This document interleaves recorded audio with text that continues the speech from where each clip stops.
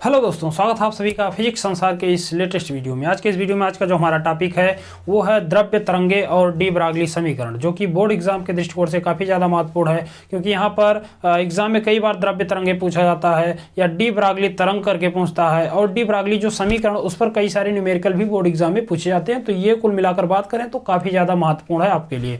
तो अगर आप इस टॉपिक को अच्छे से समझना चाहते हैं तो वीडियो को बिना स्किप किए पूरा देखिए, जिससे आपको ये टॉपिक अच्छे से समझ में आ सके। तो चलिए शुरू करते हैं।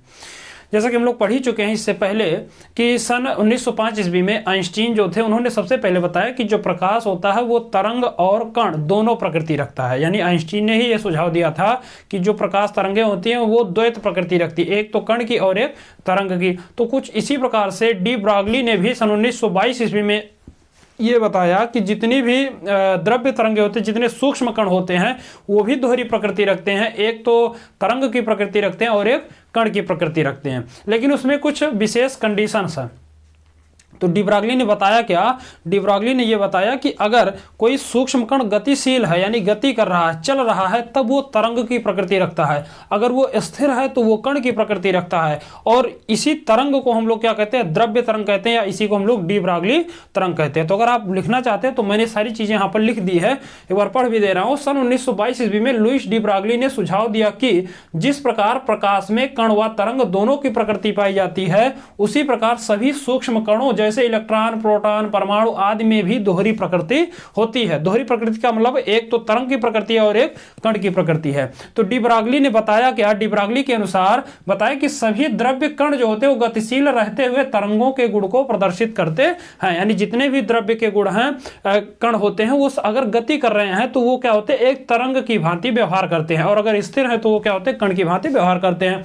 इन तरंगों को हम लोग द्रव्य तरंगे या डी ब्रागली तरंगे कहते हैं। तो ये तो है डी ब्रागली तरंग। अगर एग्जाम में पूछे या द्रव्य तरंग किसे कहते हैं तो आप इतना लिखेंगे कि द्रव्य तरंगे वह तरंगे होती है जो जितनी भी द्रव्य के कण होते हैं वो गतिशील रहते, क्या होते हैं? तरंगों के गुण को प्रदर्शित करते हैं, और इन्हीं तरंगों को हम लोग द्रव्य तरंग कहते हैं, या इन तरंगों को हम लोग डी ब्रागली तरंग भी कहते हैं। और अब हम लोग आते हैं कि डी ब्रागली समीकरण है क्या। तो डी ब्रागली समीकरण के लिए हम लोग क्या करेंगे? एक छोटा सा डेरिवेशन करेंगे। हम लोग जानते हैं डी ब्रागली, अगर आपको समीकरण पढ़ना तो हम लोग जानते हैं कि मैक्स प्लांक ने ये बताया था कि जो प्रकाश होता है वो छोटे छोटे पैकेटों के रूप में चलता है, और उन पैकेटों को हम लोग फोटॉन कहते हैं, और एक फोटॉन की जो ऊर्जा होती है वो h न्यू होती है। तो हम लोग जानते हैं, यहां पर लिखेंगे मैक्स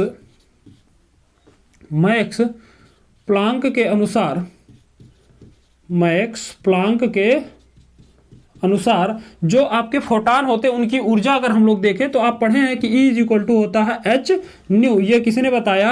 मैक्स प्लांक ने बताया। h क्या है? तो h होता प्लांक नियतांक। न्यू क्या है? तो प्रकाश की आवृत्ति है। और E क्या है? तो E होता आपका फोटॉन की ऊर्जा। तो इसको हम लोग बना देते हैं समीकरण नंबर 1। हम लोग इससे पहले वाले वीडियो में इसके बारे में डिटेल से पढ़ चुके हैं। और हम लोग जानते हैं कि आइंस्टीन ने एक द्रव्यमान ऊर्जा समीकरण दिया था, और वो होता है आपका, यहां पर लिखेंगे, तथा आइंस्टीन के अनुसार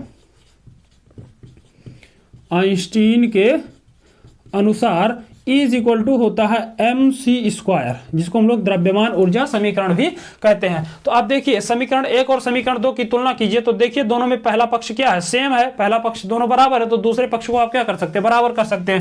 तो आगे लिखेंगे समीकरण 1 तथा 2 से, समीकरण 1 और 2 से पहला पक्ष सेम है, दूसरा पक्ष भी क्या होगा? बराबर होगा। तो आप लिख सकते हैं h nu is equal to mc², या आप यहां से इसको ऐसे लिख सकते हैं mc² is equal to h nu. ठीक, यहां से अगर हम m बराबर निकालें तो m बराबर हो जाएगा h न्यू अपान c²। यम क्या है? तो यम द्रव्यमान है। किसका द्रव्यमान है? तो उत्सर्जित इलेक्ट्रॉन का द्रव्यमान है। एच क्या है? प्लांक नियतांक है। न्यू क्या है? तो आवृत्ति है आपतित प्रकाश की। और सी क्या है? तो सी आपका प्रकाश का चाल होता है। यहाँ पर यम क्या है? द्रव्यमान है, और सी क्या है? आपका प्रकाश का चाल होता है। तो यहाँ से हम लोग जानते हैं, अब आगे यहाँ पर हम लिखेंगे, चूंकि जो न्यू होता है वो बराबर होता है सी बटा लेमडा के। ये भी हम लोग पढ़ चुके हैं। सी क्या है? तो निर्वात में प्रकाश की चाल है। लेमडा क्या है? तो प्रकाश की तरंग दैर्घ्य है।